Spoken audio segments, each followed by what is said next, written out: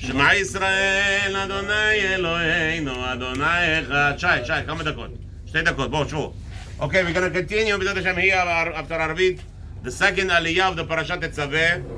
The Aliya starts with making a choshen. A choshen and an ephod. Ve'asita mishbetzot zahav. The Torah starts over here in chapter 30. The second Aliya of Parshat Tetzaveh starts. Chapter 28, Pasuk Yud Gimel.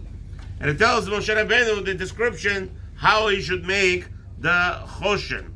And it tells him that there has to be precisely a square, okay? And it has to be connected to the ephod. What is the ephod? An ephod is something that looks like an apron. Basically what happens is, choshen is a breastplate that's placed over here by the Kohen Gadol, and then he has something that looks like an apron from the back. He has like you know those guys that wear suspenders? You know, something like the suspenders to hold their pants. So it's basically some kind of same idea. So in the back he has like an apron which will be opposite the choshen. Choshen is in the front, right? So the ephod will be in the back. So now, it's going to be attached there. This is the Aliya that talks about this whole concept. So it tells you it has to be also gold and all the materials there. Then Ra'uye kaful zeret orko ve'zeret rochbo. So it has to be in exactly square measurement. The choshen has to be exact square from all sides. So it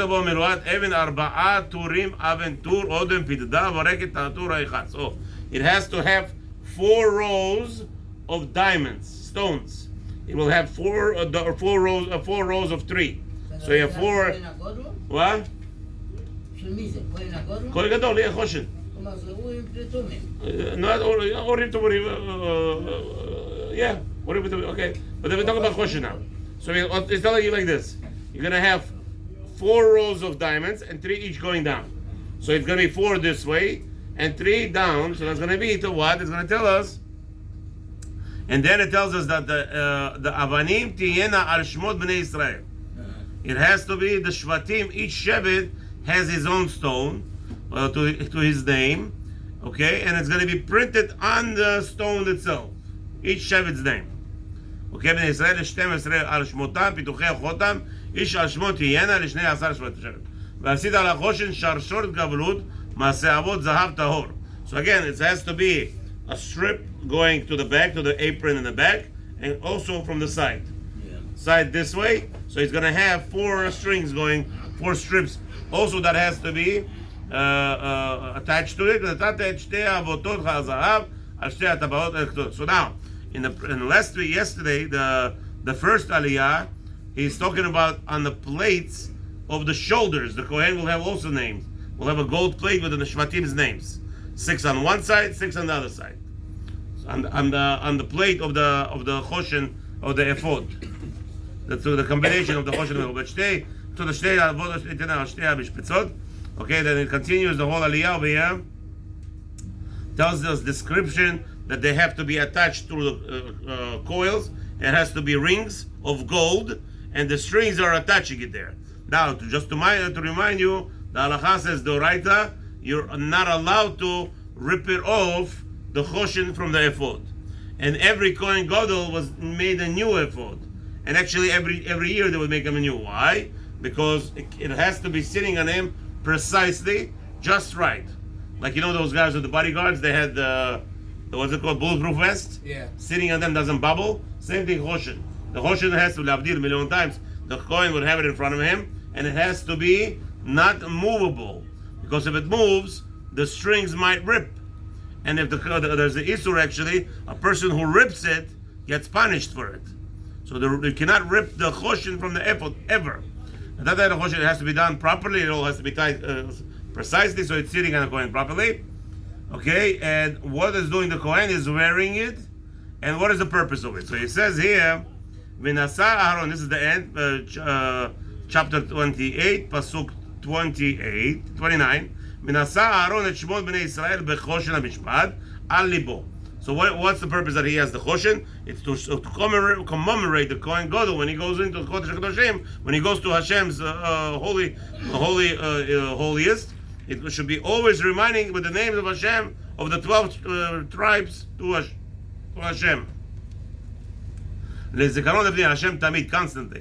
נתת אל החושן המשפט את האורים ואת התומים. This is what Rabbi Nachum was alluding to. that אורים ותומים. והיו על לב אהרון בבואו לבני השם, ונשא אהרון את משפט בני ישראל על ליבו לבני השם תמיד. And the key thing was that this breastplate was also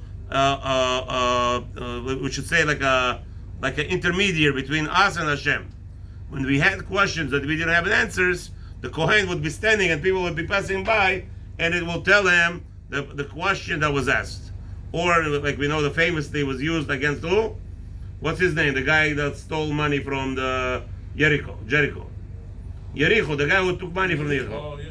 Right? So that's how they checked, found out who was the guy. Every person was passing by the Kohen Gadol when he was wearing the Choshen, and the Choshen would light up, pointing out who is the perpetrator, who is the culprit who stole. Yeah, that's right. And many other times also that we see Shaul HaMelech, he went to Urim and Tumim, that there was a question. Huh? That's right, but there was fights with the wars with Plishtim. They would ask. No, there's no Nevuah anymore. No Nevuah. By Sheni, there was no prophecy.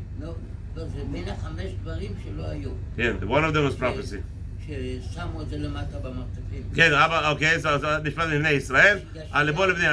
so the Kohen, the whole point is to remind constantly with Hashem's what the Jews are busy with. And that's one of the reasons actually that Eliyahu Navi was punished with, that he said that the Jewish people are not going to be observant, and Hashem says, I'll show you how they're not going to be observant. Till today already. This is Eliyahu Navi was here almost 4,000 years ago, and yet we're still, Baruch Hashem, observing Torah, Torah. No, Eliyahu Navi was 3,000.